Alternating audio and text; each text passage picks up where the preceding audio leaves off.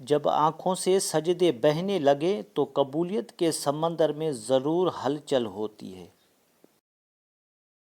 غم آ جائے تو سمجھو شاید تمہیں پسند کیا جا رہا ہے۔ ایسا بھی ہو سکتا ہے کہ جن کو گمراہ کرنا ہو ان کو وہ آفر خوشیاں دے دی جائیں۔ وہ سحر جس سے لرزتا ہے شبستان وجود ہوتی ہے، بندہ مومن کی اذان سے پیدا۔ کچھ لوگوں کے پاس کچھ نہیں ہوتا، وہ پھر بھی مسکرا رہے ہوتے ہیں۔ جانتے ہو کیوں؟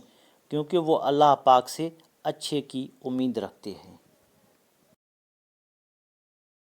کچھ چیزیں بہت دیر بعد بھی پلٹ کر واپس آ جاتی ہیں، خصوصاً کسی کو دیا ہوا دھوکہ اور بولا ہوا جھوٹ۔ احمقانہ ہے درد بیان کرنا، عقل ہے ضبط کی انتہا کرنا۔